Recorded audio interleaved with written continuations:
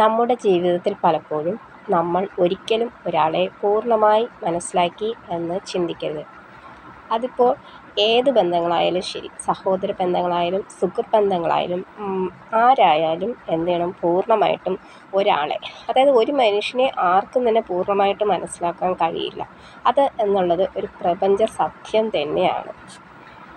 നമ്മൾ മറ്റുള്ളവരെ എത്ര തന്നെ സ്നേഹിച്ചാലും എങ്ങനെയല്ല വിശ്വസിച്ചാലും ശരി, മനുഷ്യൻ സാഹചര്യങ്ങൾ മാറുമ്പോൾ, അവസ്ഥകൾക്ക് മാറ്റം വരുമ്പോൾ അവൻ്റെ സ്വഭാവത്തിനും മാറ്റം വരും.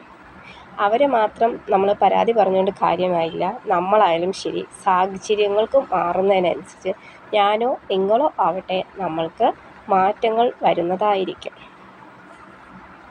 ഓരോ മനുഷ്യൻ്റെ ജീവിതത്തിലും ഇന്നത്തെ സാഹചര്യമായിരിക്കില്ല നാളെ ഉണ്ടാകുന്നത്. അപ്പം മനുഷ്യർക്ക് അവനവൻ്റെ ഓരോ ദിവസത്തെ സാഹചര്യങ്ങൾക്ക് അനുസരിച്ച് മാത്രമേ മുന്നോട്ട് പോകാൻ കഴിയുകയുള്ളൂ.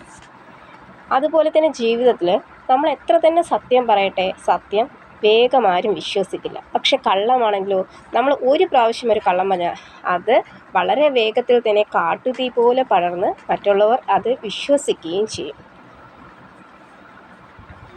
അതാണ് നമ്മുടെ ലോകത്തിൻ്റെ വേറൊരു പ്രത്യേകത. നമുക്ക് എത്ര കഷ്ടം വന്നാലും സങ്കടങ്ങൾ വരാം, ബുദ്ധിമുട്ടുകൾ വരാം, ദുഃഖങ്ങൾ വരാം, വേദനകൾ വരാം, പ്രയാസങ്ങൾ വരാം, കടബാധ്യതകൾ വരാം.